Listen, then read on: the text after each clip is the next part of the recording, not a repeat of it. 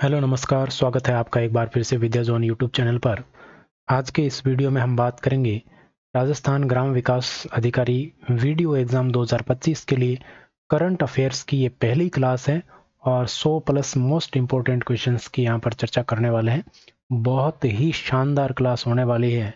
अगर आपने current affairs पढ़ रखा है तो आप अपनी तैयारी को यहाँ पर परख सकते हैं, और नहीं पढ़ रखा है तो पढ़ लीजिए और आपको रिवीजन भी हो जाएगा। तो चलिए शुरुआत करते हैं आज की इस क्लास की। और ये क्लास आपके लिए मैं कह रहा हूँ रामबाण सिद्ध होगी। ये आप मेरा कहना मानकर इस क्लास को कंप्लीट देख लीजिएगा, कोई भी चीज़ यहाँ से मिस मत कीजिए। 100% आपके लिए ये रामबाण औषधि की तरह काम करेगी। तो चलिए, पहला प्रश्न आपकी स्क्रीन पर आ रहा है और पहला प्रश्न है, जलवायु परिवर्तन प्रदर्शन सूचकांक 2025 में भारत का स्थान कौन सा है? बहुत ही आसान प्रश्न आपको लग रहा होगा, कोई दिक्कत नहीं है, आसान प्रश्न ही है। अगर आपने पढ़ रखा है तो बिल्कुल आसान है। किसकी बात कर रहे हैं? बात कर रहे हैं जलवायु प्रदर्शन सूचकांक।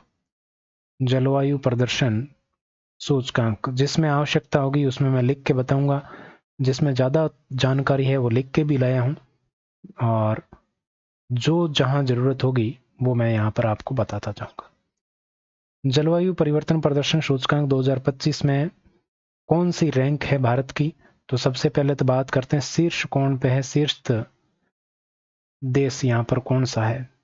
तो सबसे टॉप देश कौन सा है? डेनमार्क। टॉप देश कौन सा है? डेनमार्क है। भारत की यहाँ पर स्थिति की बात करें तो भारत की स्थिति को क्या है यहाँ पर? तो भारत की स्थिति है 10वीं, यानी कि भारत का स्थान कौन सा यहाँ पर? 10वां स्थान है। डी ऑप्शन बिल्कुल करेक्ट हो जाएगा। तो यहाँ पर ये तो बात हुई हमारे जलवायु प्रदर्शन सूचकांक की। इसके साथ कुछ महत्वपूर्ण सूचकांक और है, जैसे कि अगर बात करें तो भ्रष्टाचार सूचकांक। भ्रष्टाचार सूचकांक में रैंक कौन सी है? 96। एसडीजी इंडेक्स की बात करें 99। प्रेस स्वतंत्रता सूचकांक की बात करें तो प्रेस स्वतंत्रता सूचकांक में कौन सा है? 151। खुशहाली या हैप्पीनेस इंडेक्स की बात करें तो इसमें कौन सी रैंक है? 118। इसके अलावा अपने रैंक रहेगी कौन सी? एक रैंक रहेगी आपके, एक कौन सी रहेगी याद नहीं आ रही अभी। चलो ये इतनी आप ध्यान में रखें। भ्रष्टाचार सूचकांक होगी, एसडीजी होगी, प्रेस स्वतंत्रता सूचकांक, खुशहाली इंडेक्स हो गया। ये आपको सारी की सारी ध्यान में रखनी है। और जलवायु परिवर्तन प्रदर्शन सूचकांक कौन सा हो गया? 10वां स्थान हो गया, ध्यान रखें। ठीक है, आगे बढ़ते हैं। अगला प्रश्न देखिए, प्रश्न से संबंधित महत्वपूर्ण तथ्य। 11 से 24 नवंबर 2025 को बाकू अजरबैजान में 29वां संयुक्त राष्ट्र जलवायु परिवर्तन सम्मेलन COP29 का आयोजन किया गया। इंपॉर्टेंट फैक्ट है, प्रश्न से संबंधित है। 29वां राष्ट्र, या आपसे ऐसे भी पूछा जा सकता है 29वां संयुक्त राष्ट्र जलवायु परिवर्तन सम्मेलन कहाँ आयोजित हुआ? तो बाकू अजरबैजान में। या फिर पूछे COP29 का आयोजन कहाँ हुआ? तो भी एक ही बात है, बाकू अजरबैजान में इसका आयोजन हुआ था। ठीक है, ध्यान रखना। अगला प्रश्न देखो, नवंबर 2024 कौन सा है? नवंबर 2024 में भारत के प्रधानमंत्री को किस देश के सर्वोच्च पुरस्कार the order of the excellence of Guyana से सम्मानित किया गया? प्रश्न बिल्कुल आसान है, लेकिन इसकी जो जानकारी है वो आपके लिए महत्वपूर्ण है। ठीक है, क्या है जानकारी आपके लिए महत्वपूर्ण है? क्यों महत्वपूर्ण है ये आपको बताना है कि नवंबर के अंदर मोदी जी ने 3 देशों की यात्रा की थी। कितने देशों की? 3 देशों की यहाँ पर यात्रा की गई थी। और वो देश कौन कौन से ये आपको ध्यान में रखना है। नाइजीरिया, ब्राजील, और कौन सा देश है? गुयाना। तो यहाँ पर गुयाना का है जो सर्वोच्च पुरस्कार यहाँ पर मोदी जी को दिया गया था, ये आपको ध्यान रखना है। ठीक है, आगे बढ़ते हैं। तो यहाँ पर आपका करेक्ट आंसर हो जाएगा गुयाना, सी ऑप्शन। बिल्कुल आसान प्रश्न था। आगे और देखिए, अमेरिकी राष्ट्रपति चुनाव 2024 के संदर्भ में निम्न में से कौन सा या कौन से कथन असत्य हैं? यहाँ पर आपको क्या ध्यान में रखना, अमेरिका अंतर्राष्ट्रीय करंट अफेयर्स है और अमेरिका और भारत का जो अभी है वो बिल्कुल चर्चा में चल रहा है। तो ये आपके लिए अच्छा प्रश्न यहाँ से बन सकता है अमेरिका से। तो डोनाल्ड ट्रंप है वो कौन से क्रम के राष्ट्रपति हैं? ये क्रम आपके लिए महत्वपूर्ण है। तो डोनाल्ड ट्रंप कौन से क्रम के हैं? तो ये 47वें क्रम के राष्ट्रपति हैं। कौन से क्रम के हैं? 47वें क्रम के राष्ट्रपति हैं। इसी के साथ आपको ये भी ध्यान में रखना है कि जेडी वेंस है वो 50वें उपराष्ट्रपति है। जेडी वेंस, ये सीधा पूछा जा सकता है उपराष्ट्रपति कौन है? तो जेडी वेंस है कौन से क्रम के? 50वें। 47वें राष्ट्रपति, 50वें उपराष्ट्रपति। डोनाल्ड ट्रंप का संबंध डेमोक्रेटिक पार्टी से है। तो डोनाल्ड ट्रंप का संबंध डेमोक्रेटिक पार्टी से नहीं है। किस पार्टी से है? रिपब्लिकन पार्टी से है। किस? रिपब्लिकन पार्टी से संबंध है, रिपब्लिकन पार्टी। तो ये बात आपको ध्यान में रखनी। तो आपका सी ऑप्शन है वो असत्य हो गया, ध्यान रखें। तो आगे बढ़ते हैं अगले प्रश्न की तरफ। अगला प्रश्न देखिए क्या कह रहा है। अगला प्रश्न है यहाँ पर, नवंबर 2024 में 19वां G20 शिखर सम्मेलन 2024 का आयोजन कहाँ किया गया था? 19वें क्रम का है, G20 शिखर सम्मेलन है, इसका आयोजन कहाँ हुआ था? ये आपसे पूछा जा रहा है। ठीक है, तो 19वां G20 शिखर सम्मेलन 2024 का आयोजन रियो डी जेनेरियो ब्राजील में हुआ था। इंपोर्टेंट रूप से ध्यान में रखें, कौन सा क्रम है? 19वां क्रम है। कौन सा क्रम है? 19वां क्रम है। स्थान आपको ध्यान में रखना, रियो डी जेनेरियो। आज कंटेंट थोड़ा ज़्यादा है तो ध्यान रखें, स्पीड भी आप उस हिसाब से रखें। अगला प्रश्न देखिए, प्रश्न से संबंधित महत्वपूर्ण तथ्य। G20 शिखर सम्मेलन की यहाँ पर बात की जा रही है, इसका विषय कौन सा था? ये कौन से क्रम का है? ये 19वें क्रम का है। अभी हमने बात की 19वां क्रम है। एक न्यायपूर्ण विश्व और एक टिकाऊ ग्रह का निर्माण करना। विश्व में क्या होना चाहिए? न्याय होना चाहिए, और ग्रह कैसा होना चाहिए? टिकाऊ होना चाहिए। ये जो G20 शिखर सम्मेलन की थीम थी। 18वां शिखर सम्मेलन कहाँ हुआ था? नई दिल्ली में हुआ था, भारत में। ठीक है, 19वां कहाँ हुआ है? 19वां आपके कहाँ हुआ है? रियो डी जेनेरियो में। और 18वां कहाँ हुआ था? भारत में हुआ था। आगे बढ़ते हैं। अगला प्रश्न देखो, वंचित बच्चों में शिक्षा, कौशल विकास और नवाचार को बढ़ावा देने के लिए कौन सा पोर्टल यहाँ पर शुरू किया गया है? तो कौन सा पोर्टल शुरू हुआ है, ये आपको बताना है। कौन सा पोर्टल शुरू किया गया है, बताइए। देखें, तो यहाँ पर अगर बात करें तो आपको ध्यान में रखना है, ये केंद्र सरकार के द्वारा शुरू किया गया है। केंद्रीय विज्ञान एवं प्रौद्योगिकी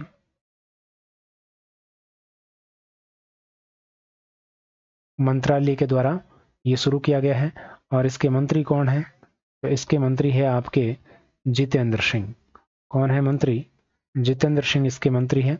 इनके द्वारा ये पोर्टल है वो शुरू किया गया, इसका नाम है विजन। क्या नाम है? विजन इसका नाम है, आपको ध्यान में रखना है। विजन की अगर फुल फॉर्म ध्यान में रखें तो ये भी रख सकते हो, हिंदी में लिखो चाहे इंग्लिश में लिखो, बात एक ही है, क्योंकि ये व्हाट्सएप के हिंदी है या व्हाट्सएप की इंग्लिश है। तो वी फॉर है विकसित, विकसित भारत। आई का है इनिशिएटिव। क्या है? इनिशिएटिव। For student. क्या है? For student innovation, innovation and outreach network. Outreach network, ये इसकी फुल फॉर्म है। तो कौन सा पोर्टल लॉन्च हुआ है? विजन लॉन्च हुआ है। वंचित बच्चों में शिक्षा, कौशल विकास और नवाचार को बढ़ावा देने के लिए विजन पोर्टल लॉन्च किया गया है। किसके द्वारा? केंद्रीय विज्ञान और प्रौद्योगिकी मंत्रालय के द्वारा लॉन्च किया गया। अगला प्रश्न देखिए, कौन सा कथन असत्य है? असत्य कथन आपसे यहाँ पर पूछा जा रहा है। नवंबर 2024 में भारत के संचार उपग्रह G-SAT या N2, G-SAT 20 या N2 को स्पेस एक्स के फाल्कन 9 रॉकेट के द्वारा अंतरिक्ष में लॉन्च किया गया। तो ये कथन बिल्कुल सही है। किसके द्वारा लॉन्च किया गया आपसे पूछा जा सकता है? फाल्कन 9 के द्वारा। फाल्कन 9 किसका है? स्पेस एक्स का है। स्पेस एक्स कंपनी किसकी है? एलन मस्क की कंपनी है। एलन मस्क की कंपनी।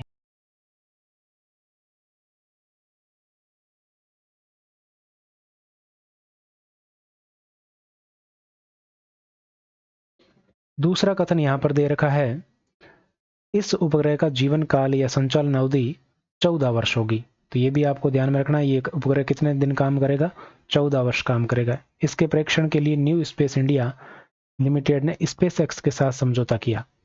कौन सी कंपनी है, न्यू स्पेस इंडिया लिमिटेड, इसने स्पेस एक्स के साथ समझौता किया। तो ये तीनों ही कथन बिल्कुल सही है, उपयुक्त में से कोई नहीं आपका उत्तर होगा।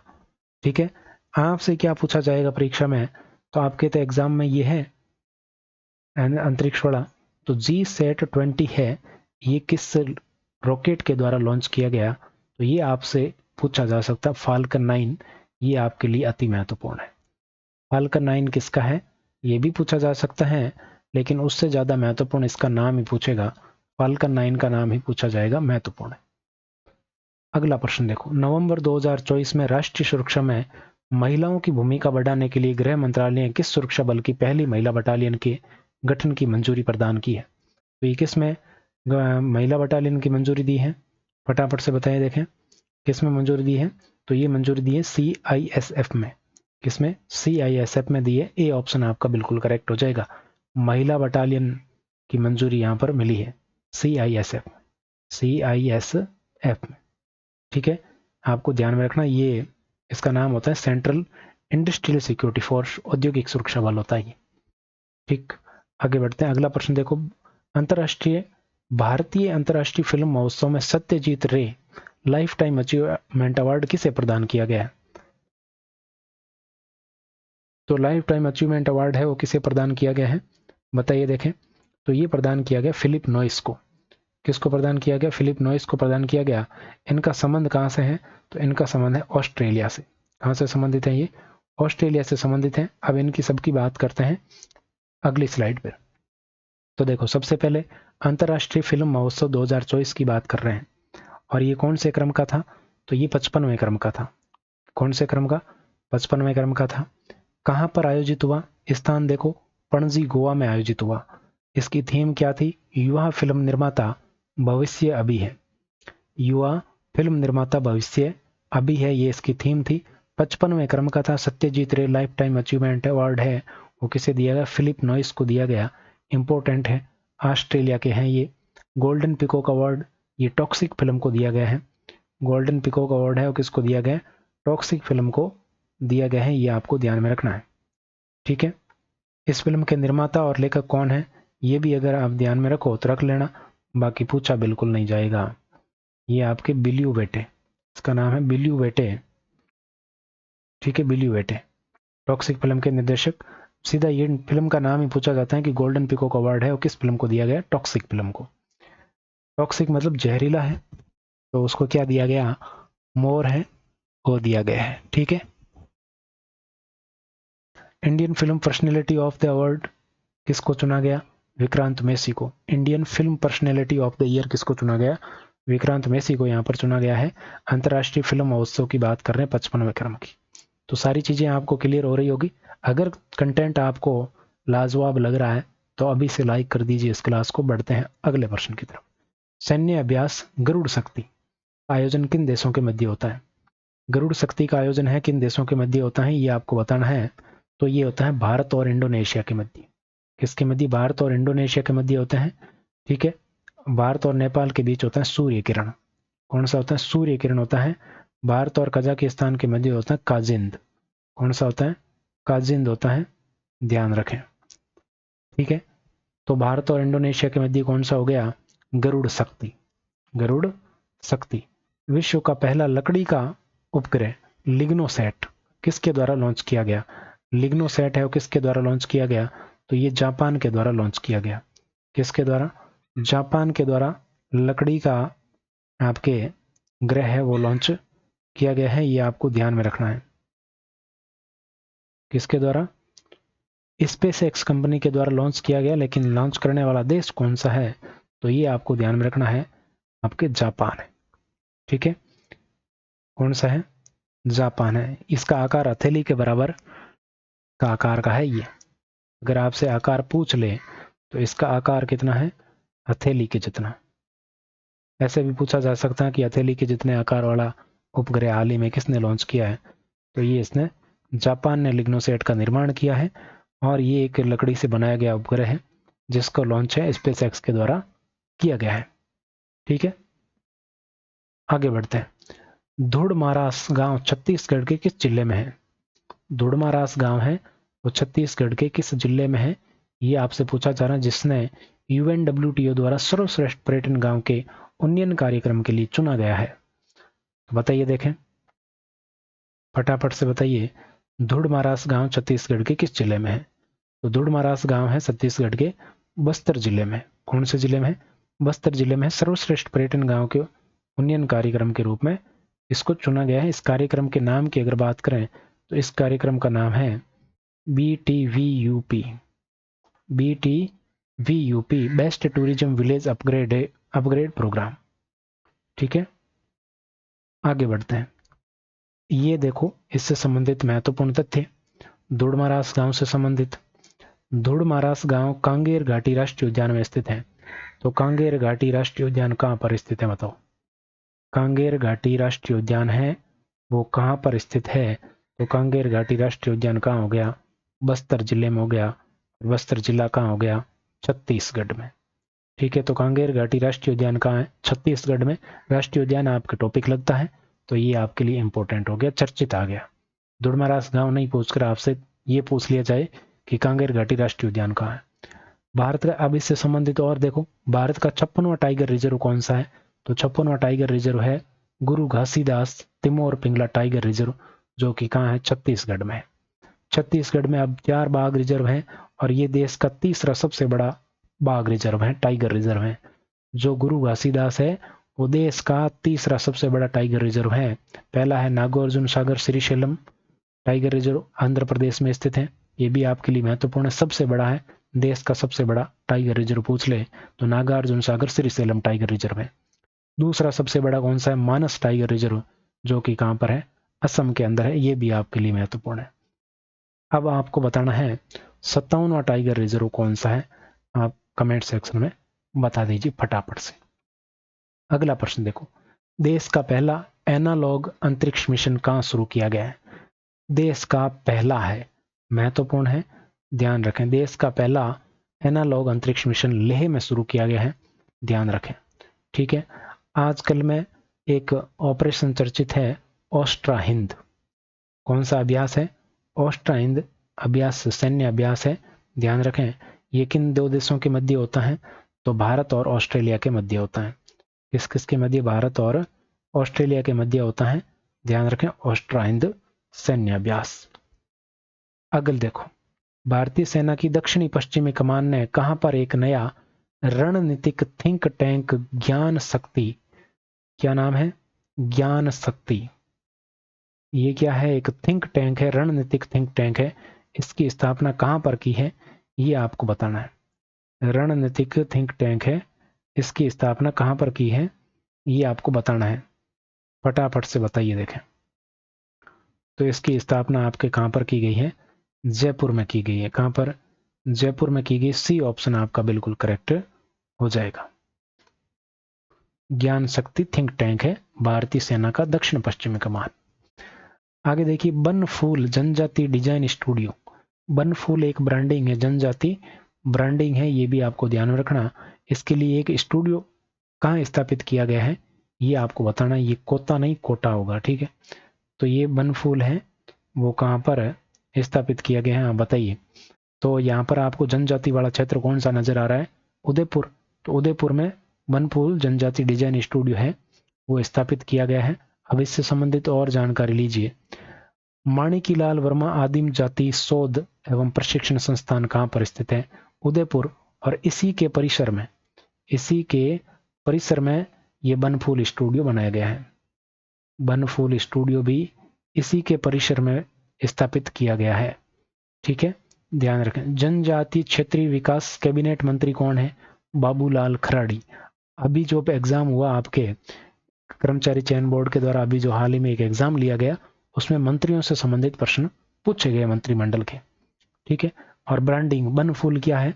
यहाँ पर ब्रांडिंग है। इस ब्रांड के माध्यम से आपके जो यहाँ पर जनजातीय कला और नवाचार है उनको ब्रांडिंग की जाएगी बनफूल के माध्यम से, और उनको उपयोग है वो किया जाएगा, उनका प्रचार प्रसार किया जाएगा। आगे देखो, आगे एक प्रश्न है, निम्नलिखित कथनों पर विचार कीजिए और सही उत्तर दीजिए। अजमेर स्थित फोय सागर झील का नाम बदलकर वरुण सागर कर दिया गया। बिल्कुल सही है, फोय सागर झील का नाम बदलकर क्या कर दिया गया? वरुण सागर कर दिया गया। बच्चे बच्चे को पता है, आपको भी पता है, लेकिन जो दूसरा कथन है वो आपके लिए महत्वपूर्ण है। इस आशय की घोषणा विधानसभा अध्यक्ष वासुदेव देवनानी द्वारा की गई। पूछा जाता है, ये ऐसा कैसा प्रश्न पूछा गया कि इस आशय की घोषणा किसके द्वारा की गई? वासुदेव देवनानी के द्वारा 23 नवंबर 2024 को की गई। ये आपको ध्यान में रखना है। यहाँ पर ये एज इट इज जैसा प्रश्न राजस्थान के एग्जाम में पूछा जा चुका है, तो आपको ध्यान में रखना, दोनों कथन यहाँ पर बिल्कुल सही है। सी ऑप्शन आपका उत्तर होगा। इंपॉर्टेंट प्रश्न है। अगला प्रश्न देखिए, प्रश्न से संबंधित तथ्य। किंग एडवर्ड मेमोरियल का नया नाम क्या हो गया? किंग एडवर्ड मेमोरियल का नया नाम बदलकर क्या कर दिया? महर्षि दयानंद मेमोरियल कर दिया गया है। क्या कर दिया गया है? महर्षि दयानंद मेमोरियल कर दिया गया है, ध्यान रखें। होटल खादिम का नया नाम क्या हो गया? होटल अजय मेरू हो गया है। ये भी आपको ध्यान में रखना है। ये विरासतों और संस्कृति का नामकरण किया जा रहा है अपनी संस्कृति के अनुसार। देखिए अगला प्रश्न, अति महत्वपूर्ण प्रश्न और पूछा जाने वाला प्रश्न। राजस्थान सरकार ने सिंधी समाज की सबसे बड़ी लेह लद्दाख सिंधु दर्शन यात्रा योजना का नाम है सिंधु दर्शन यात्रा। क्या नाम है? सिंधु दर्शन यात्रा ये योजना है। जाने वाले तीर्थ यात्रियों को कितने रुपए की आर्थिक सहायता देने की घोषणा की है प्रति व्यक्ति? तो सिंधु दर्शन योजना के तहत सिंधी समाज के लिए ये बड़ी पवित्र और मानी जाने वाली यात्रा है, सिंधु दर्शन यात्रा। इसके लिए राज्य सरकार ने कितनी सहायता राशि देने की मंजूरी दी है? तो तीर्थ यात्रियों को 15,000 रुपए प्रति व्यक्ति देने की मंजूरी दी है, घोषणा की है। 15,000 रुपए प्रति व्यक्ति दिया जाएगा, ये आपको ध्यान में रखना है, ठीक है। और ये योजना है, ये जो सिंधु दर्शन योजना, ये 1997 में शुरू हुई थी और किसके द्वारा? लाल कृष्ण आडवाणी के द्वारा। जो प्रधानमंत्री थे उस समय, प्रधानमंत्री थे लाल कृष्ण आडवाणी जी ने ये योजना शुरू की थी, तो आपको ये ध्यान में रखना है, ठीक है। 15,000 रुपए की आर्थिक सहायता यहां पर दी जाएगी। अगला प्रश्न देखिए, नीति आयोग द्वारा जल उत्सव में राजस्थान के संगरिया ब्लॉक का चयन हुआ है। जल उत्सव कार्यक्रम है, उसके अंदर राजस्थान के एक ब्लॉक का चयन हुआ है जिसका नाम क्या है? संगरिया ब्लॉक। और ये संगरिया ब्लॉक किस जिले में है ये आपसे पूछा जा रहा है, तो ये आपके किस जिले में है? हनुमानगढ़ जिले में है। और ये यहाँ पर क्या मनाया गया? जल उत्सव मनाया गया। क्या मनाया गया? जल उत्सव मनाया गया, ये आपको ध्यान में रखना है, ठीक है। क्या मनाया गया? यहाँ पर जल उत्सव मनाया गया। और जल उत्सव आयोजन कितने दिन का था? ये 15 दिन का था। 15 दिन का जल उत्सव था। कब से कब तक था? 6 से 20 नवंबर 2024 में था।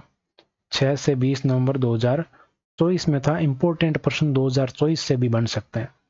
आप ये मत सोचना कि 2024 का नहीं आता है, आता है करंट अफेयर। चाहो तो अभी हाल ही में हुए एग्जाम्स को देख लो। अगला प्रश्न देखो, अब इससे संबंधित तथ्य देख लो।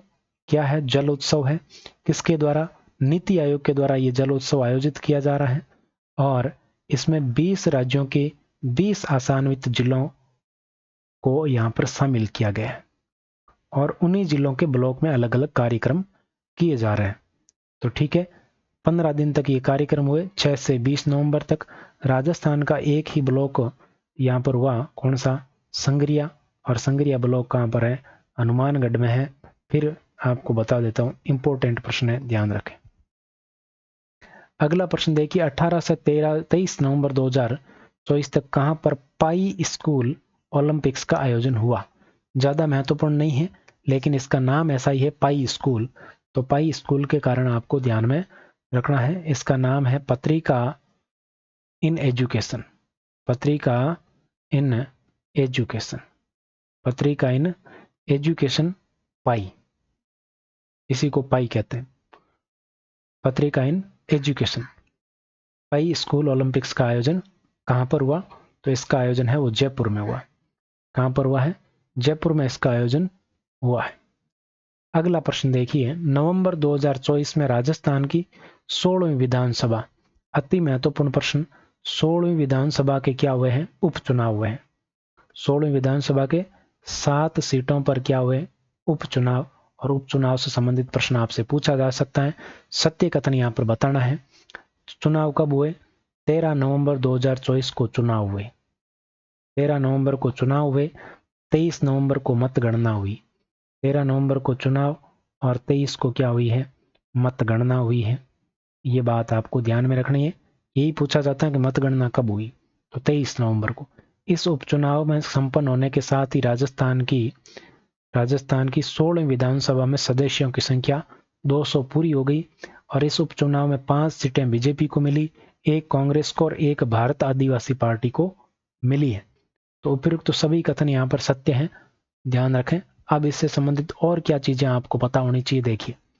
7 सीटें थी, इसमें सबसे महत्वपूर्ण सीट है, एक तो देवली उनियारा आपको ध्यान में रखनी है, एक आपको सलूम्बर ध्यान में रखनी है। देवली उनियारा और सलूम्बर की सीट आपको ध्यान में रखनी है। तो मैं यहाँ पर बता देता हूँ देवली उनियारा से कौन जीता है। तो यहाँ पर जीता देवली उनियारा से राजेंद्र गुर्जर। कौन जीता है? राजेंद्र गुर्जर जीता है। पार्टी कौन सी है? बीजेपी पार्टी है। इसी के साथ खींवसर की अगर बात करें तो यहाँ पर जीते हैं रेवंत राम डांगा। रेवंत राम डांगा जीते हैं और डांगा नाम है, और ये भी क्या है?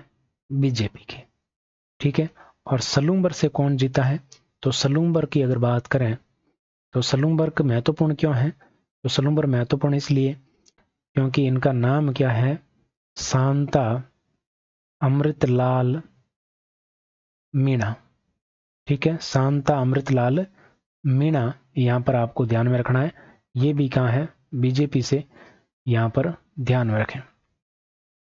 उपचुनाव के संपन्न होते ही यहाँ पर क्या हो गया है? आपके एक फैक्ट बढ़ गया है कि महिला विधायकों की संख्या कितनी हो गई? 21 हो गई उपचुनाव के बाद। और ये उपचुनाव कौन सा हुआ है? सलूम्बर। सलूम्बर वाले उपचुनाव के बाद यहाँ पर क्या हो गया है? महिला विधायकों की संख्या है वो बढ़ गई है। ठीक है, ध्यान में रखना। पार्टी वाइज महिला सदस्य बात करें तो भाजपा के 10 हैं। पार्टी वाइज अगर बात करें तो भाजपा के 10 हैं अभी पूरी विधानसभा के अंदर, और कांग्रेस के 9 और निर्दलीय है 2। ये आपको ध्यान में रखना है। सलूम्बर से भाजपा की शांता अमृतलाल मीणा के विधायक बनने के पश्चात यहाँ पर संख्या कितनी हो गई है? 21 हो गई महिला विधायकों की। इंपॉर्टेंट है, विधानसभा पूछी जाएगी आपके एग्जाम में, तो विधानसभा से संबंधित फैक्ट आपको पता होने चाहिए। तो विधानसभा में महिला विधायकों की संख्या कितनी है? आपके 21 है। ठीक है, ये शांता अमृतलाल महिला है, इसीलिए ये महत्वपूर्ण है। आगे बढ़े। गोविंद गुरु जनजाति क्षेत्रीय विकास योजना का शुभारंभ कब किया गया? बहुत ही अच्छा प्रश्न है, ध्यान में रखें। तो इस योजना की शुरुआत की गई 15 नवंबर 2024 को। कब शुरू की गई? 15 नवंबर 2024 को इसकी योजना की शुरुआत हुई है, गुरु गोविंद गुरु जनजातीय क्षेत्रीय विकास योजना। ठीक है, आगे बढ़ते हैं। अब देखिए इससे संबंधित फैक्ट, जनजातीय गौरव दिवस कब मनाया जाता है? तो ये भी 15 नवंबर को ही मनाया जाता है, इसीलिए गोविंद गुरु जनजातीय क्षेत्रीय विकास योजना है वो 15 नवंबर को शुरू की गई। ठीक, इसके अलावा पर्यटन सर्किट यहाँ पर घोषणा की गई कि सीता माता अभ्यारण्य, त्रिपुरा सुंदरी, बेणेश्वर धाम और मानगढ़ धाम को जोड़कर एक पर्यटन सर्किट बनाया जाएगा। डूंगरपुर से डूंगर बरंडा और बांसवाड़ा में बांस या चार पोटा का स्मारक भी बनाया जाएगा। उदयपुर में वीर कालीबाई संग्रहालय का निर्माण भी किया जाएगा, ये आपको ध्यान में रखना है। तो वीर कालीबाई संग्रहालय का निर्माण है वो कहाँ पर किया जाएगा? तो ये उदयपुर के अंदर किया जाएगा, ध्यान रखें। ठीक है, महत्वपूर्ण बात है। अगला प्रश्न देखिए। अगला प्रश्न आपके सामने है, 11 से 16 नवंबर 2024 को राजस्थान पुलिस द्वारा समाज में प्रचलित बाल विवाह जैसी कुप्रथा को प्रभावी रोकथाम के लिए कौन सा अभियान चलाया गया? तो ये चलाया गया ऑपरेशन लाडली। कौन सा? ऑपरेशन लाडली यहाँ पर चलाया गया। ऑपरेशन हॉक है वो सीबीआई के द्वारा चलाया गया यौन शोषण के खिलाफ। किसके? बाल यौन शोषण के खिलाफ ये अभियान है वो चलाया गया सीबीआई के द्वारा। ऑपरेशन सिंदूर आपको पता है 7 मई को चलाया गया भारतीय सेना के द्वारा। ऑपरेशन काल नेमी उत्तराखंड में चलाया गया। किसके खिलाफ? फर्जी संतों के खिलाफ चलाया गया, फर्जी संतों के खिलाफ। अगला प्रश्न देखिए, देश के सबसे बड़े चीता कॉरिडोर प्रोजेक्ट में राजस्थान के कितने जिले शामिल होंगे? सबसे बड़ा चीता प्रोजेक्ट है और इसमें राजस्थान के कितने जिले शामिल होने वाले हैं? तो राजस्थान के 8 जिले यहां पर शामिल होने वाले हैं। कितने जिले? 8 जिले यहां पर राजस्थान के शामिल होंगे, ये बात आपको ध्यान रखनी है। और ये चीता प्रोजेक्ट है वो आपके 3 राज्यों के अंदर है, ये भी आपको ध्यान में रखना है। राज्य कितने हैं यहाँ पर? 3 राज्य हैं। कौन कौन से? राजस्थान है और एमपी है और यूपी है, ये 3 राज्य यहाँ पर शामिल हैं। यहाँ पर देखो राजस्थान के 8 जिले कौन कौन से? सवाई माधोपुर, धौलपुर, करौली, 3 तो इधर से, फिर 12 कोटा, बूंदी, झालावाड़, अड़ोतीपुरा और इधर नीचे चित्तौड़गढ़, ये 8 जिले यहाँ पर राजस्थान के शामिल है, ध्यान रखना है। तो आपसे यही पूछा जाएगा राजस्थान के कितने जिले हैं? तो 8 जिले हैं, एमपी के 7 जिले हैं और यूपी के 2 जिले यहाँ पर शामिल किए गए हैं। झांसी और ललितपुर वन क्षेत्र यहाँ पर शामिल किया गया है। ठीक है, एमपी के 12 जिले, एमपी के कितने हैं? 12 जिले हैं, ये आपको ध्यान, सॉरी 12 डिवीजन है, जिले नहीं, 12 क्या है?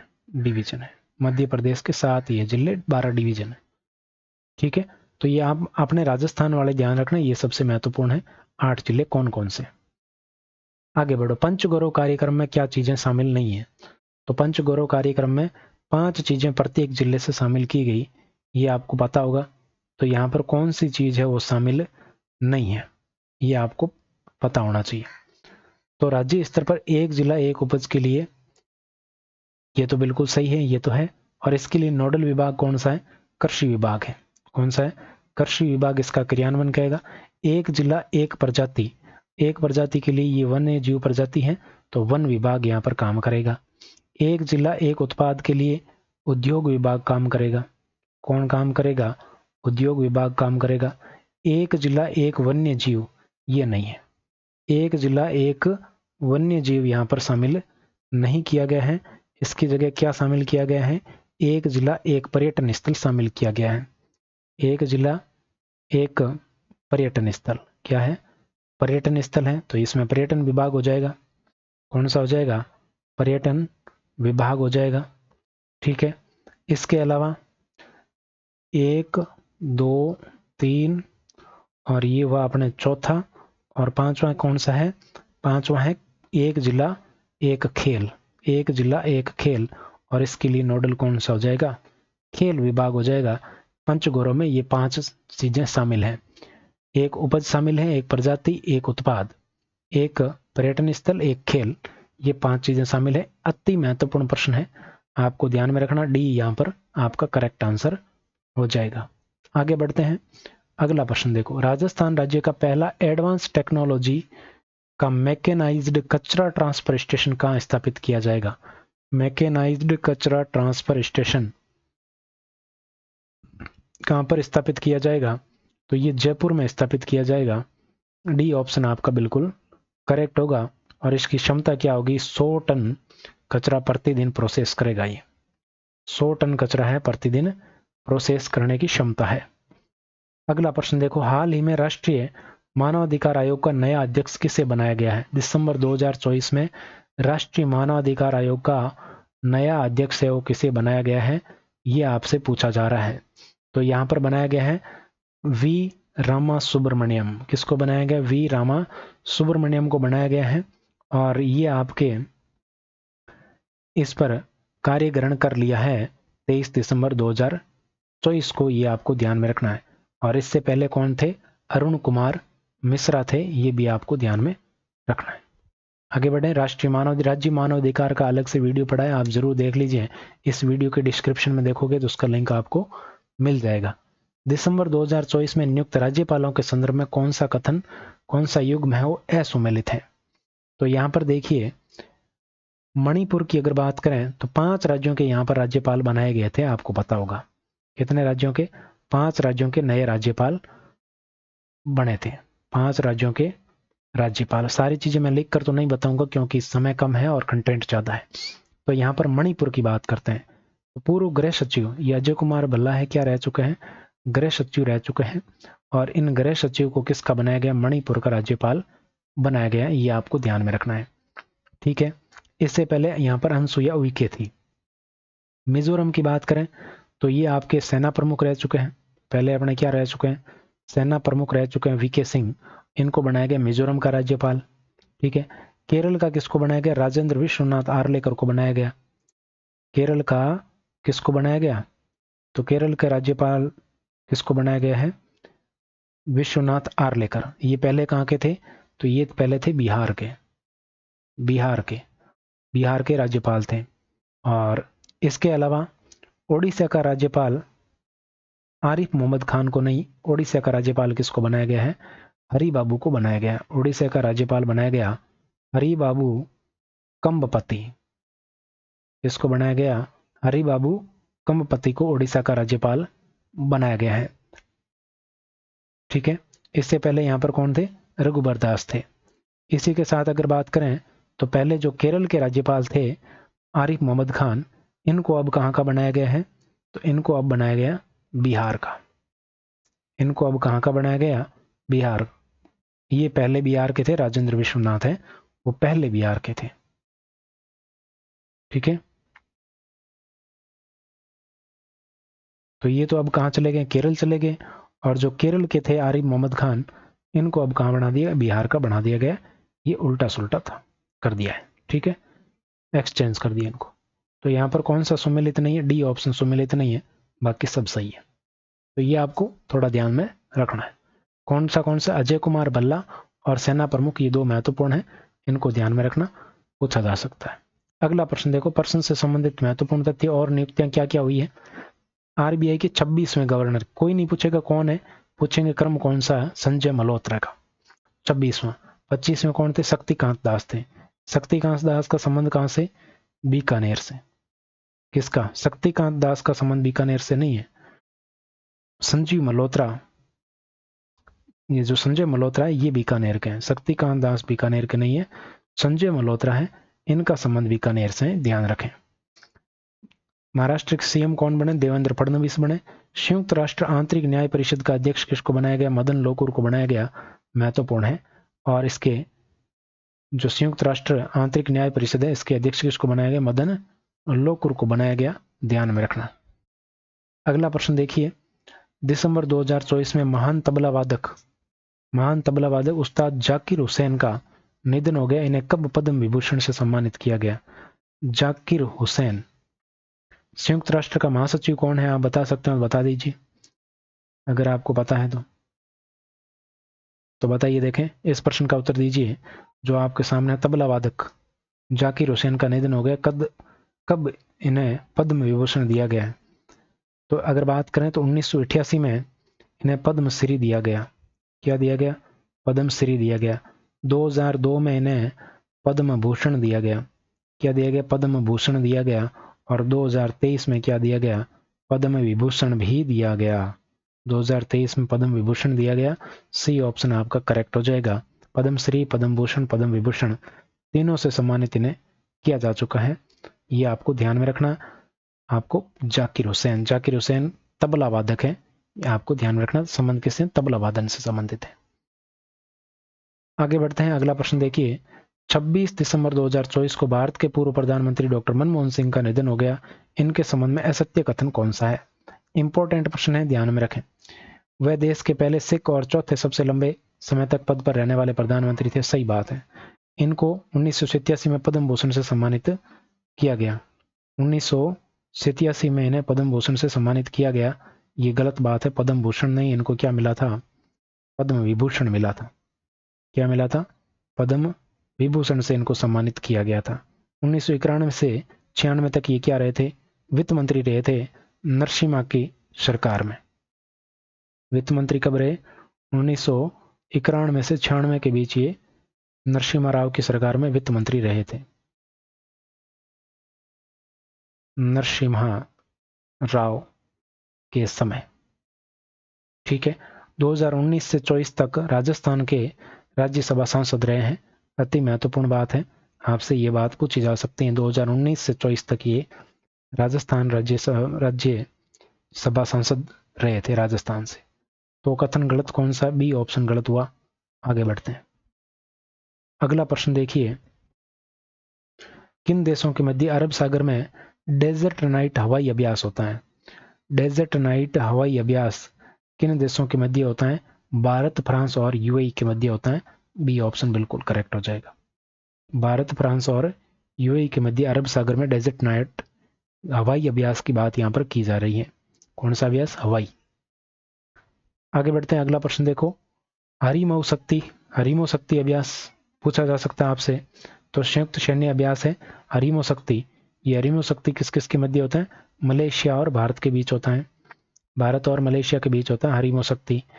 टेबल टॉप अभ्यास सिनबेक्स भारत और कंबोडिया के बीच पुणे में होता है। सलाइनेक्स अभ्यास भारत और श्रीलंका के बीच होता है, विशाखापट्टनम में हुआ। ठीक है, तो आप इतना ध्यान में रख लो, सलाइनेक्स किस किस के मध्य? श्रीलंका और भारत के मध्य होता है। सिनबेक्स है वो आपके भारत और कंबोडिया के मध्य होता है। हरिमऊ शक्ति भारत और मलेशिया के मध्य होता है। ये याद रख लो, बहुत है। निम्न में से किस हिंदी लेखक को वर्ष 2024 का साहित्य अकादमी पुरस्कार प्रदान किया गया? 2024 का, 2025 वाले साहित्य अकादमी पुरस्कार है वो मैंने अलग से वीडियो डाल रखा है, देख लेना, मिल जाएगा डिस्क्रिप्शन में, लिंक मिल जाएगा इसका। ठीक है, तो यहाँ पर 2024 का साहित्य अकादमी पुरस्कार प्रदान किसको किया गया है? हिंदी के लिए तो आपको ध्यान रखना गगन गिल को दिया गया है। हिंदी के लिए किसको दिया गया? गगन गिल को। इंग्लिश का स्ट्रेन कीर को। राजस्थानी का मुकुट मणिराज को दिया गया। बाल साहित्य पुरस्कार देवेंद्र कुमार को दिया गया। आइए इनके बारे में और जानकारी लेते हैं, और जानकारी आपके सामने। यहाँ पर देखिए, साहित्य अकादमी पुरस्कार 2024 की बात करें तो अंग्रेजी का किसको मिला? स्ट्रेन कीर को मिला। कौन सी रचना इनकी? स्पिरिट नाइट रचना कौन सी है? स्पिरिट नाइट रचना के लिए मिला है। हिंदी का किसको मिला? गगन गिल को मिला। हिंदी को किसको मिला? गगन गिल को मिला। ये बात आपके सामने यहाँ पर लिखी हुई है। मैं जब तक आई बाहर, ये इनकी रचना है, मैं जब तक आई बाहर। तो देखिए मैं इसको अंडरलाइन करता हूं, मैं जब तक आई बाहर, ये इनकी रचना है। ठीक है, राजस्थानी का किसको मिला है? मुकुट मणिराज को मिला। और इनकी रचना कौन सी है? गांव और अम्मा कविता है, गांव और अम्मा। हिंदी वाला महत्वपूर्ण है, गगन गिल को मिला। और गगन गिल को किस रचना के लिए मिला? मैं जब तक आई बाहर। ठीक है, उसके बाद में साहित्य अकादमी युवा पुरस्कार 2025 के हैं, ध्यान रखना, पूछे जा सकते हैं 2025 वाले। अंग्रेजी का किसको मिला है? युवा पुरस्कार है ये। अंग्रेजी का अद्वैत कोठारी को मिला है। इनका उपन्यास है Siddharth, the boy who became the Buddha, who became the Buddha, ये अंग्रेजी के अंदर मिला अद्वैत को। तो बुद्ध खुद अद्वैत थे, यानी कि उनके जैसा कोई नहीं था, वो अद्वितीय थे। तो ऐसे करके याद रख लेना, अद्वैत के लिए मिला है, अद्वैत कोठारी को मिला है। सिद्धार्थ के लिए the boy who become the Buddha. Hindi का किसको मिला है? हिंदी का मिला है पार्वती तिर्की को। किसको मिला? हिंदी तिर्की। फिर उगना के लिए किसको मिला? फिर उगना के लिए कविता संग्रह है। ठीक है, राजस्थानी का किसको मिला है? पूनम चंद गोदारा को, अंतश्रय आंगणे। किसके लिए?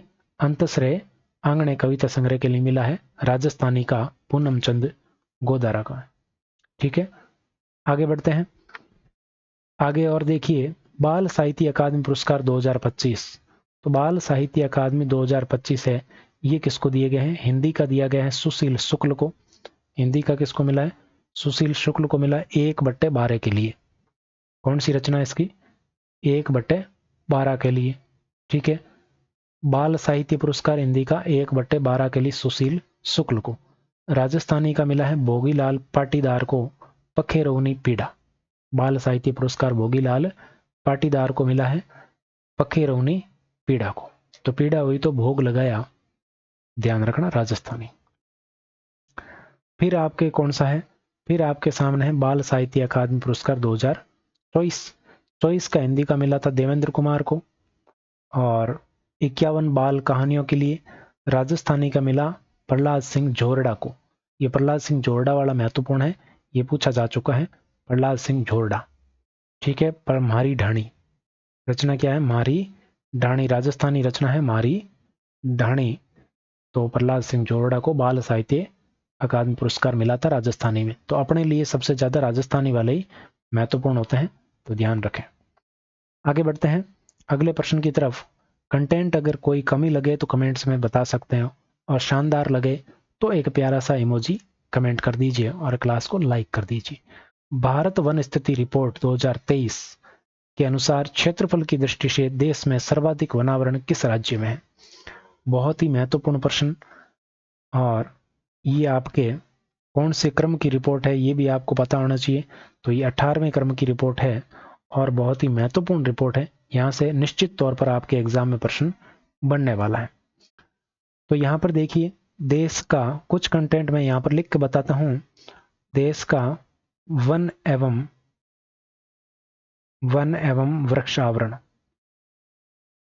वृक्षावरण कितना है? तो अगर इसकी बात करें तो ये 8,27,357 वर्ग किलोमीटर है। 8,27,357 वर्ग किलोमीटर है, जो भौगोलिक क्षेत्रफल का कितने प्रतिशत है? 25.17% है। भौगोलिक क्षेत्रफल का कितना प्रतिशत है? 25.17% है। ये आपको ध्यान में रखना है। अब इस 25 में से आपको बताना है कि 25% में से वृक्षावरण कितना है और वनावरण कितना है। तो यहाँ पर वनावरण की बात करें तो 25 में से वनावरण कितना है? 21.76% है। और वृक्षावरण की बात करें तो वृक्षावरण कम होता है। वृक्षावरण कितना? 3.41% है। ये आपको प्रतिशत है वो ध्यान में रखना है, एग्जाम में प्रतिशत ज्यादा पूछा जाता है। ठीक है, आपको ध्यान में रखना है। इसके अलावा आपको क्या ध्यान में रखना है कि 2021 से तुलना, 2021 से तुलना, 2021 से तुलना मतलब वृद्धि हुई है कि कमी हुई है? तो ये आपको वन प्लस वृक्षावरण में क्या हुई है? वृद्धि हुई है, प्लस 1445 वर्ग किलोमीटर प्लस हुआ है, वर्ग किलोमीटर प्लस हुआ है 1445। ठीक है, अब इसमें से वनावरण में कितनी हुई है? तो वनावरण की बात करें तो वनावरण में 156 प्लस हुआ है, 156 प्लस हुआ है वर्ग किलोमीटर। और वृक्षावरण की बात करें तो वृक्षावरण में कितना हुआ है? तो वृक्षावरण आपको ध्यान में रखना है, प्लस हुआ है इसमें भी, वृक्षावरण में भी 1289 वर्ग किलोमीटर। कमी किसी में भी नहीं हुई है, वृद्धि हुई है सब में क्या हुई है? वृद्धि हुई है। ये कंटेंट आपके लिए बहुत महत्वपूर्ण है, अति महत्वपूर्ण है, ध्यान में रखें। 18वें क्रम की रिपोर्ट है, ये भी ध्यान में रखें, 18वीं रिपोर्ट है। देहरादून से जारी होती हैं, द्वैवार्षिक रूप से जारी होती हैं। भूपेंद्र यादव ने इसको लॉन्च किया। 2023 की रिपोर्ट है, आपको ध्यान में रखना है। दिसंबर 2024 में ये जारी हुई है। कब जारी हुई? तो 21 दिसंबर को जारी हुई। डेट भी आप ध्यान में रख सकते हैं, 21 दिसंबर 2024 को। तो यहां पर पूछा है सर्वाधिक वनावरण कहाँ है? सर्वाधिक वनावरण मध्य प्रदेश में। अभी ये जिले भी मैं आपके लिए लिख कर लाया हूं, पूरा कंटेंट दूंगा आपको। देखिए, महत्वपूर्ण तथ्य, यहां पर महत्वपूर्ण तथ्यों के अंदर बात करते हैं। पेन का रंग चेंज कर लेते हैं और थोड़ा और चेंज कर लेते हैं, ऐसा ही ठीक रहेगा। भारत में वन स्थिति रिपोर्ट 2023 18वीं रिपोर्ट जारी हुई 21 दिसंबर 2023 को। भूपेंद्र यादव वन एवं जलवायु परिवर्तन मंत्री है, इनके द्वारा जारी की गई। 1987 से ये जारी की जा रही है और भारतीय वन सर्वेक्षण द्वारा इसके डेटा रिकॉर्ड किए जाते हैं। द्वैवार्षिक रूप से जारी होती है। ठीक है, और ये आपके सैटेलाइट के द्वारा आपके आंकड़े हैं वो इकट्ठे किए जाते हैं। जीओसैट, जीसैट सैटेलाइट आप ध्यान में रखें। ठीक है, भारतीय वन अनुसंधान संस्थान देहरादून के द्वारा इसको तैयार किया जाता है, वहां से इसको जारी किया जाता है। अब देखो, वन एवं वृक्षावरण में अधिकतम वृद्धि, सबसे ज्यादा वृद्धि कहां कहां हुई है? छत्तीसगढ़ में हुई है, उत्तर प्रदेश में और राजस्थान, उड़ीसा, और चौथे नंबर पे क्या है? राजस्थान है वृद्धि के मामले में, वन और वृक्षावरण दोनों में। अब केवल वन की बात करें तो वन में वृद्धि कहां हुई है? मिजोरम, गुजरात और उड़ीसा में हुई है। ठीक है, मिजोरम, गुजरात और उड़ीसा में हुई है। वन और वृक्षावरण में अधिकतम वृद्धि वाले शीर्ष यही पूछे जाते हैं। तो छाता ऊपर उड़ा, छाता ऊपर उड़ा राजा का, छाता ऊपर उड़ा राजा का। ध्यान रखना, छत्तीसगढ़, उत्तर प्रदेश, उड़ीसा और राजस्थान, ये तो आपके वन और वृक्ष दोनों में अधिकतम वृद्धि वाले हैं। अब क्षेत्रफल में सर्वाधिक वन और वृक्षावरण कहां पर है? क्षेत्रफल कहां है? सर्वाधिक वन और वृक्षों का क्षेत्रफल कहां है, ये आपको बताना है। तो सर्वाधिक वन और वृक्ष कहां है? मध्य प्रदेश में और अरुणाचल प्रदेश और महाराष्ट्र में। सबसे ज्यादा मध्य प्रदेश में है। सर्वाधिक वन वाला कौन सा है? मध्य प्रदेश और अरुणाचल प्रदेश। तीसरे नंबर पे एक चेंज हो रहा है, छत्तीसगढ़ आ रहा है महाराष्ट्र की जगह। वनावरण में सर्वाधिक वृद्धि कहां हुई है? मिजोरम, गुजरात और ओडिशा। इनको कैसे भी ट्रिक के माध्यम से करो, चाहे कैसे ही करो, याद कर लेना, क्वेश्चन आपका गलत नहीं होगा। इतना याद होगा तो दूसरा कोई आएगा तो उसको अपने आप ठीक कर लोगे। आगे बढ़ते हैं अगले प्रश्न की तरफ। अगला प्रश्न देखिए, दिसंबर 2024 में विज्ञान एवं प्रौद्योगिकी मंत्रालय ने भारत का पहला कीटनाशक रोधी बॉडी सूट किसानों के लिए, जो जहर का छिड़काव वगैरह करते हैं तो उस समय किसानों को कोई नुकसान नहीं हो, उसके लिए किसान कवच है, वो बनाया किसने? बनाया विज्ञान और प्रौद्योगिकी मंत्रालय के द्वारा तैयार किया गया है। अगला प्रश्न देखो, दिसंबर 2024 में देश के पहले अत्याधुनिक जियो साइंस म्यूजियम का उद्घाटन कहाँ किया गया है? बताइए। देखें, जियो साइंस म्यूजियम का उद्घाटन है वो कहां पर किया गया, बताइए फटाफट से। तो जियो साइंस म्यूजियम का उद्घाटन कहां पर किया गया? ग्वालियर में किया गया। किसने किया? उस समय के आपके उपराष्ट्रपति जगदीप धनखड़ ने किया। अभी वर्तमान में भारत के उपराष्ट्रपति कौन है, आप जानते हो क्या? भारत के उपराष्ट्रपति अगर जानते हो तो बताइए कि पहले तो आपको नाम बताना है, फिर आपको क्रम बताना है, दोनों क्रम बताना है, व्यक्तिगत रूप से और वैसे क्रम से भी, दोनों क्रम बताना है। भारतीय चिकित्सा अनुसंधान परिषद आईसीएमआर द्वारा देश का पहला डायबिटीज बायो बैंक है, वो कहां पर स्थापित किया गया है? डायबिटीज बायो बैंक कहां पर स्थापित किया गया? तो ये मद्रास रिसर्च फाउंडेशन के सहयोग से चेन्नई के अंदर स्थापित किया गया है, आपको ध्यान में रखना है। Madras, Chennai, diabetes bio bank. अगला है यूएनईपी, संयुक्त राष्ट्र पर्यावरण कार्यक्रम द्वारा चैंपियंस ऑफ द अर्थ पुरस्कार किसको दिया गया है? अर्थ पुरस्कार तो माधव गोडगिल को दिया गया। डी ऑप्शन आपका करेक्ट होगा। किसको दिया गया? माधव गोडगिल को पुरस्कार दिया गया है। ठीक है, ये संयुक्त राष्ट्र का सर्वोच्च पर्यावरण पुरस्कार है जो आपके माधव गोडगिल को दिया गया। अगला प्रश्न देखो, 57वां टाइगर रिजर्व मैंने आपसे पूछा था और यह आ गया रातापानी अभ्यारण्य मध्य प्रदेश में है और मध्य प्रदेश का 8वां टाइगर रिजर्व है ये। देश का पहला सीमावर्ती शोर गांव कौन सा है? तो मसाली गांव, गुजरात का। मसाली गांव गुजरात का है और गुजरात में कहां है? बनासकांठा। बनासकांठा जिले की सुईगाम तहसील में, सुईगाम तहसील में स्थित है, ये आपको ध्यान में रखना है। देश का पहला सौर गांव है मसाली गांव। तो सौर गांव से मतलब क्या हुआ? वहां पर सौर ऊर्जा से सब कुछ संचालित होता है। तो यहाँ पर आप ये ध्यान रख सकते हैं कि मसाल से मसाल चलाते हैं ना, तो वैसे ही सौर गांव है, आपको ध्यान में रख लेना है। यहाँ की आबादी भी बिल्कुल कम है, 800 की आबादी है और 119 घर है।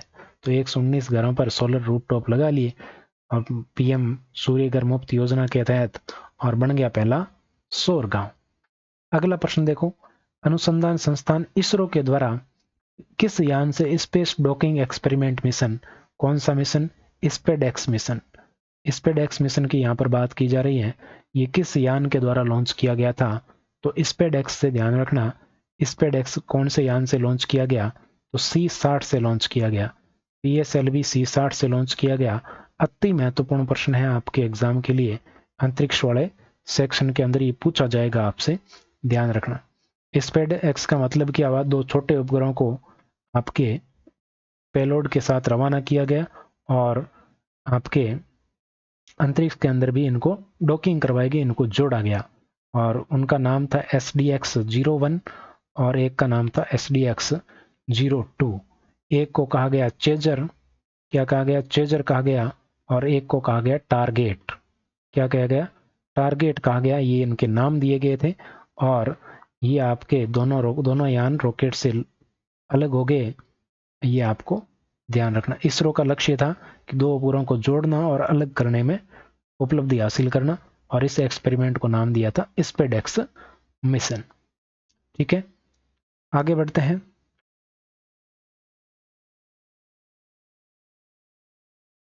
अगला प्रश्न, दिसंबर 2024 को कहां पर भारत का पहला समुद्री विरासत सम्मेलन हुआ? समुद्री विरासत सम्मेलन, समुद्री विरासत सम्मेलन की बात की जा रही है, तो समुद्री विरासत सम्मेलन है वो कहां पर हुआ, बताइए। देखें, तो समुद्र में नहीं हुआ, ये नई दिल्ली में हुआ समुद्री विरासत सम्मेलन, पहला है, तो ध्यान रखना है। अगला देखो, किस शब्द को Oxford of the word of the year, Oxford word of the year घोषित किया गया? Brain rot. कौन सा शब्द है? ब्रेन रोट शब्द को घोषित किया गया, और जो बिना सोचे समझे रील स्क्रॉल करते रहते हैं वही ब्रेन रोट कहलाते हैं। 2023 में ये रिज था, 2023 में कौन सा था? Ridge. Time person of the year 2024 का कौन है? Donald Trump. कौन है? डोनाल्ड ट्रंप है, ये आपको ध्यान में रखना है। अगला है, दिसंबर 2024 को अंतर्राष्ट्रीय धावक हमीदा बानो का निधन हो गया, इनका संबंध किस जिले से है? हमीदा बानो का संबंध किस जिले से है, बताइए। देखें, तो हमीदा बानो की अगर बात करें तो ये धावक थी, उदयपुर की उड़न परी भी इनको कहा जाता है, उदयपुर की उड़न परी, उदयपुर की उड़न परी। तो ये संबंध कहां से हो गया? उदयपुर से हो गया, तो उदयपुर की उड़न परी इनको कहा जाता है। ठीक है, इनको बहुत सारे अवार्ड मिल चुके हैं, ये भी आपको ध्यान रखना। 7 दिसंबर 2024 को राजस्थान में टीबी मुक्त भारत के लिए 100 दिवसीय अभियान का शुभारंभ किया गया। ये अभियान राजस्थान के कितने जिलों में संचालित किया जा रहा है? तो ये राजस्थान के 5 जिलों में, कितने जिलों में? 5 जिलों में संचालित किया जा रहा है। अभी 5 जिले कौन कौन से मैं बता देता हूं। 12, ठीक है, 12 कोटा, झालावाड़, 3 हो गए। चौथा जिला आपके हैं राजसमंद, और एक इनसे आउट हो गया हनुमानगढ़। ठीक है, हनुमानगढ़, और तो 1 2 3 4 5 जिले हो गए। ये अभियान भारत के 347 जिलों में संचालित किया जा रहा है। और देखो, इसका 2 तरह से आपको ध्यान में रखना। राष्ट्रीय स्तर पर, राष्ट्रीय स्तर पर शुभारंभ इसको किसने किया था? तो जेपी नड्डा ने शुरू किया था, जेपी नड्डा, जो कि क्या है? स्वास्थ्य मंत्री है। कहां से शुरू हुआ? पंचकूला, हरियाणा से। पंचकूला, हरियाणा से इसको शुरू किया गया था राष्ट्रीय स्तर पर, और राष्ट्रीय स्तर पर ये भारत के 347 जिलों में संचालित है, 347 जिलों में संचालित है। राजस्थान में 100 दिवसीय अभियान है, वो कब शुरू किया गया? तो ये शुरू किया गया 7 दिसंबर को, 7 दिसंबर 2024 को। प्रश्न में डेट लिखी हुई है। तो कितने जिले शामिल है? 5 जिले इसमें शामिल है, याद रखना है, ध्यान रखना है। अगला प्रश्न देखो, ललित के पंवार सही नहीं है, कौन सा कथन सही नहीं है, ये आपसे पूछा जा रहा है। तो ललित के पंवार समिति की सिफारिशों पर नए सर्जित जिलों को समाप्त करने का निर्णय लिया गया, तो बिल्कुल सही है। पूर्ववर्ती सरकार ने राम लुबाया समिति की सिफारिशों के आधार पर 19 जिले और 3 संभाग बनाए थे, बिल्कुल सही है, दोनों ही कथन आपके सत्य है। अच्छा, सत्य नहीं पूछा क्या? सत्य नहीं पूछा है तो फिर आपका होगा इनमें से कोई नहीं, दोनों ही सत्य ही है। तो ठीक है, तो ये बात आपको ध्यान में रखनी है। अब वर्तमान में कितने जिले हैं, कितने संभाग हैं राजस्थान में, ये सब जानते हैं। वर्तमान में जिले 41 हैं, और संभाग कितने हैं? वही पुराने वाले 7 संभाग हैं। आप मेरे को ये बता दीजिए, भर्तहरि नगर ये किस जिले का नाम है? किस जिले का नाम भर्तहरि नगर कर दिया गया? अगला प्रश्न देखिए, उदयपुर में मुख्यमंत्री अमृत आहार योजना का शुभारंभ किया गया 14 दिसंबर 2024 को, बिल्कुल सही है। 14 दिसंबर 2024 को उदयपुर में अमृत आहार योजना का शुरुआत की गई। इस योजना के तहत 3 से 6 वर्ष आंगनबाड़ी केंद्रों में 3 से 6 वर्ष के बच्चों को सप्ताह में 3 दिन, दिन लिखा नहीं है, 3 दिन स्किम्ड मिल्क पाउडर से तैयार गर्म मीठा दूध उपलब्ध कराया जाएगा। और 3 दिन कौन कौन से? मंगलवार, गुरुवार और शनिवार। ठीक है, तो एक ही दिन छोड़कर एक दिन उपलब्ध करवाया जाएगा। ये 3 दिन आपके दूध उपलब्ध कराया जाएगा, ये आपको ध्यान रखना है। और लाभार्थी, प्रति लाभार्थी को कितना दूध मिलेगा ये भी मैं आपको बता देता हूँ, या प्रत्येक बच्चे या लाभार्थी कुछ भी कह सकते हैं। प्रत्येक लाभार्थी को 10 ग्राम दूध, 10 ग्राम यानी कि अगर बात करें 2 चम्मच पाउडर से तैयार किया गया 10 ग्राम 100 ml दूध मिलेगा, 10 ग्राम या 100 ml। इसी के साथ एक चीज आपको और ध्यान में रखनी है, जो राज्य सरकार है इसने जो एक योजना थी पीएम मातृ वंदन योजना, मातृ वंदन योजना, तो इस योजना के तहत राशि बढ़ा दी गई है। और राशि बढ़ाकर कितनी कर दी गई? 6,500 रुपये कर दी गई है। पहले ये 5,000 थी, पूर्व में कितनी थी? 5,000 थी, अब इसको बढ़ा दिया गया है और 6,500 कर दिया, ये भी ध्यान रख लेना। तो दोनों कथन क्या है? सही पूछा है, दोनों कथन सही है यहाँ पर। अगला प्रश्न देखिए, राजस्थान में वर्तमान में कुल कितने विकास प्राधिकरण हैं? ये आपके एग्जाम से संबंधित महत्वपूर्ण प्रश्न है। वर्तमान में कितने विकास प्राधिकरण हैं ये आपको बताना है। तो आपको एक चीज ध्यान में रखना है यहाँ पर कि एग्जाम में पूछा जा सकता है, आपका एग्जाम इसी लेवल का है, तो दिसंबर 2024 की बात करें तो लेवल अच्छे लेवल का एग्जाम है, इसलिए अच्छे प्रश्न यहाँ से बनेंगे। यहाँ पर राज्य सरकार ने शहरी और आवासन विभाग, विभाग कौन सा है? शहरी व आवासन विभाग। तो इस विभाग ने क्या किया है? 2 विकास प्राधिकरण गठित किए, 2 नए विकास प्राधिकरण की अधिसूचना जारी की। कब जारी की? 15 दिसंबर को, मुख्यमंत्री जी के जन्मदिन के अवसर पर। और ये 2 नए कौन से बनाए हैं? तो इसमें एक तो बनाया है भरतपुर और एक बनाया है आपके बीकानेर, बीकानेर विकास प्राधिकरण और भरतपुर विकास प्राधिकरण, 2 बना के। पहले कितने थे? पहले अपने राजस्थान में थे 5, तो अब 2 और मिल गए, तो अब कितने हो गए? कुल 7 हो गए। अब कितने हो गए? 7 हो गए। आप जानना चाहते हो पहले कौन कौन से थे? तो पहले वाले 5 मैं यहाँ पर लिख देता हूं। एक था जयपुर, कौन सा था? जयपुर था, जोधपुर था, उदयपुर था, अजमेर था, जयपुर, जोधपुर, उदयपुर, अजमेर और कोटा। ये 5 तो पहले प्राधिकरण, विकास प्राधिकरण थे, और अब बन गए 2, तो आपके टोटल हो गए 7। तो आपके उत्तर क्या हो जाएगा? बी ऑप्शन हो जाएगा 7। अगला प्रश्न देखिए, चर्चित मरु उड़ान अभियान का संबंध राजस्थान के किस जिले से है?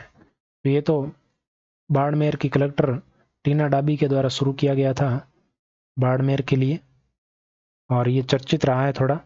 तो इसका उद्देश्य क्या है ये पूछा जा सकता है आपसे। तो इसका उद्देश्य था महिला सशक्तिकरण, महिला सशक्तिकरण उद्देश्य था इसका। तो ये आपके बाड़मेर से संबंधित है, सही ऑप्शन उत्तर हो जाएगा। अगला प्रश्न देखिए, वैश्विक चुनाव प्रबंधन पुरस्कार किसको मिला है? मधुकर गुप्ता को मिला है। हमारे क्या है? राजस्थान के मुख्य चुनाव आयुक्त हैं, चुनाव आयुक्त हैं राजस्थान के, तो आपको ध्यान में रखना है मधुकर गुप्ता। भारत का पहला डिजिटल म्यूजियम कहाँ बनेगा? जिसका नाम है अभय प्रभावना, ये तो इसका नाम है। कहाँ पर बनेगा? पुणे, महाराष्ट्र में इसको बनाया जाएगा। अगला प्रश्न देखो, rising Rajasthan global summit investment 2024 का आयोजन कब किया गया? तो इसका आयोजन किया गया था 9 से 11 दिसंबर 2024। अति महत्वपूर्ण प्रश्न आपके एग्जाम के लिए, क्योंकि इसमें आर्थिक वाला पोर्शन है आपके एग्जाम में तो पूछा जाएगा, तो इसलिए मैं पूरा कंटेंट आपके लिए लेकर आया हूँ। राजस्थान ग्लोबल इन्वेस्टमेंट समिट 2024 की बात करें तो यहाँ पर देखिए आयोजन कब हुआ, तो 9 दिसंबर से 11 दिसंबर 2024 के मध्य जयपुर में हुआ। ठीक है, इसका नोडल विभाग कौन था, निवेश संवर्धन ब्यूरो था। टैगलाइन थी रिप्लीट, रिस्पॉन्सिबल और रेडी। रिप्लीट, रिस्पॉन्सिबल और रेडी, 3 आर इसकी आपके टैग में है। फिर इसमें 32 देशों के प्रतिनिधियों ने भाग लिया, जबकि पार्टनर देश आपसे पूछे तो 17 थे। पार्टनर देश 17 थे, लेकिन प्रतिनिधि है वो 32 देशों के थे। ठीक है, इसी के साथ इसी कार्यक्रम के साथ साथ ही इसी कार्यक्रम के अंदर 10 दिसंबर को राजस्थानी प्रवासी राजस्थानी दिवस भी मनाया गया और मनाने का निर्णय यहाँ पर हुआ। 35 लाख करोड़ के एमओयू हुए। सर्वाधिक एमओयू किस क्षेत्र में हुआ, तो ऊर्जा के क्षेत्र में सर्वाधिक एमओयू हुए। अगला आयोजन 2026 में करवाने का यहाँ पर निर्णय भी हुआ। तो ये पूरा का पूरा डेटा है ना आपके लिए क्या है, रामबाण है। इतना याद कर लो, पक्का प्रश्न सही हो जाएगा। आगे देखिए अगला प्रश्न, 6 दिसंबर 2024 को केंद्र सरकार ने राजस्थान में कितने नए केंद्रीय विद्यालय खोलने की मंजूरी दी है। राजस्थान में कितने नए केंद्रीय विद्यालय खोले जाएंगे, ये यहाँ पर पूछा गया है। बताइए, देखें फटाफट से कितने खोले जाएंगे। तो राजस्थान में कितने नए केंद्रीय विद्यालय खोले जाएंगे, तो राजस्थान में 9 केंद्रीय विद्यालय खोले जाएंगे। कितने, 9। अगर आपसे पूछ ले कितने जिलों में खोले जाएंगे, तो 9 केंद्रीय विद्यालय 7 जिलों में खोले जाएंगे। ठीक है, 7 जिलों में। ठीक है, 7 जिलों के अंदर 9 केंद्रीय विद्यालय खोले जाएंगे, ध्यान रखें। अगला प्रश्न देखिए, राजस्थान के किन जिलों को राष्ट्रीय दिव्यांग जन सशक्तिकरण पुरस्कार के तहत सम्मानित किया गया। तो दिव्यांग जन सशक्तिकरण पुरस्कार है वो राजस्थान के सलूम्बर और डूंगरपुर को मिला है। किसको, सलूम्बर और डूंगरपुर को मिला है, ध्यान रखिए। अगला प्रश्न देखो, राजस्थान सरकार द्वारा मुख्यमंत्री बाल संबल योजना कब शुरू की गई। मुख्यमंत्री बाल संबल योजना, तो मुख्यमंत्री बाल संबल योजना का थोड़ा ध्यान में रखना। तो ये भी आपके कब शुरू हुई है, 15 दिसंबर को शुरू हुई है। 15 दिसंबर 2024 मुख्यमंत्री जी के जन्म दिवस पर ही शुरू हुई है। यहाँ पर तो क्या होती है, इस योजना की शुरुआत होती है। और इसमें आपको ध्यान में रखना है कि देखभाल के लिए यहाँ पर कुछ सहायता दी जाएगी। देखभाल के लिए इतनी सहायता कितनी है, 5,000 रुपये। 5,000 रुपये प्रति माह। 5,000 रुपये प्रति माह बच्चों को दिया जाएगा आर्थिक सहायता। ऐसे बच्चे जो किसी दुर्लभ बीमारी से पीड़ित हैं। ये किसके लिए है, दुर्लभ बीमारी से, दुर्लभ लिख लिया, मिटदार है,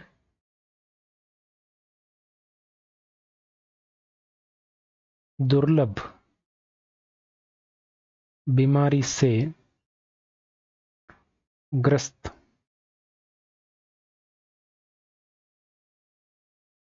बच्चों के लिए ये योजना है।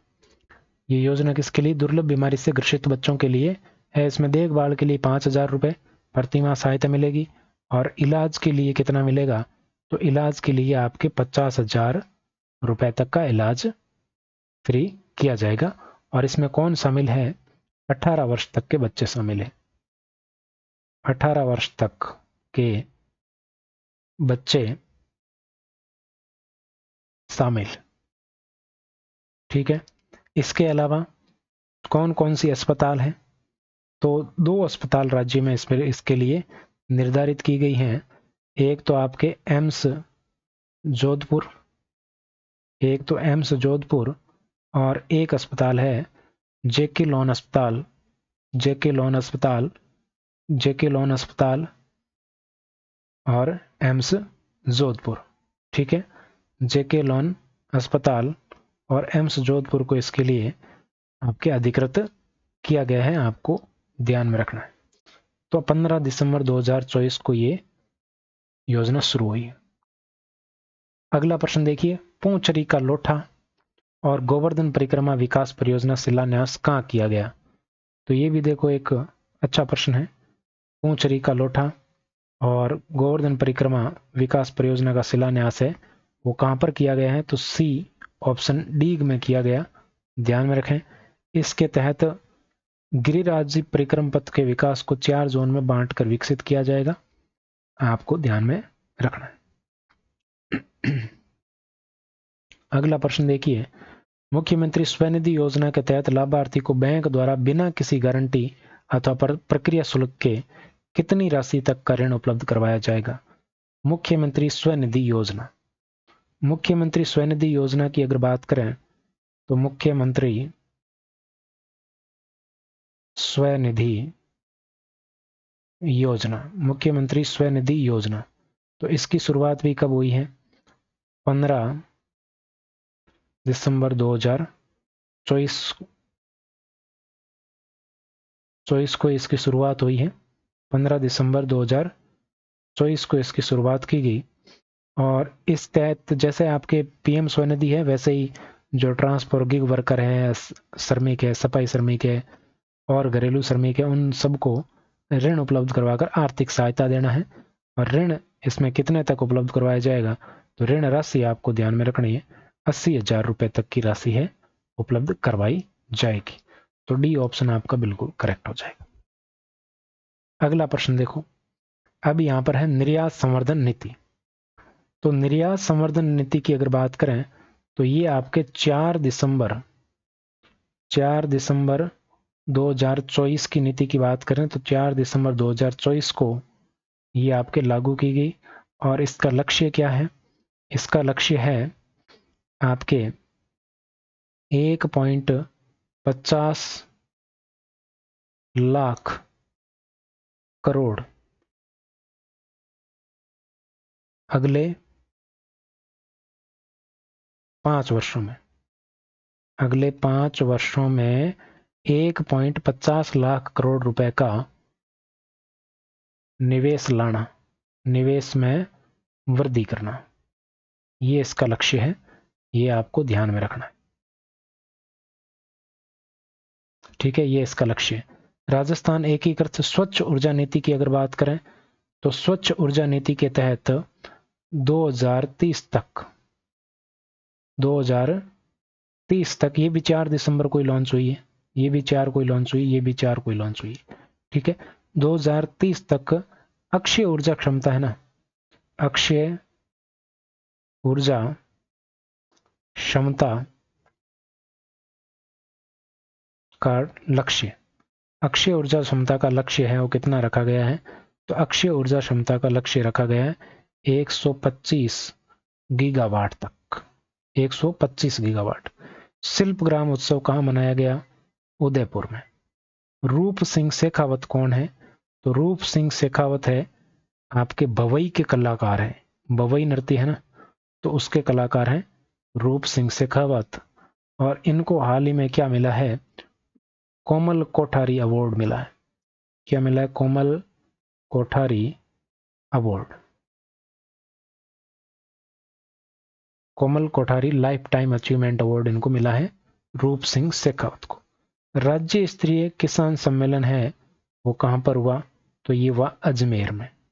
ठीक है, कहां पर हुआ? अजमेर में हुआ। तो ये थी साथियों आज की क्लास। कंटेंट आपको कैसा लगा कमेंट सेक्शन में जरूर बताइएगा और क्लास को लाइक कीजिए, शेयर कीजिए, अपने सुझाव जरूर दीजिए। कंटेंट के बारे में आगे भी इसी तरह की क्लास प्राप्त करने के लिए अपने सुझाव अमूल्य हैं, बहुमूल्य हैं, जिनकी कोई कीमत नहीं आंकी जा सकती, बहुमूल्य आप इसको कह सकते हैं। टेलीग्राम पर नहीं जुड़े हैं तो जुड़ जाइए, लिंक आपके सामने और इस वीडियो के डिस्क्रिप्शन में भी मिल जाएगा। Thank you so much.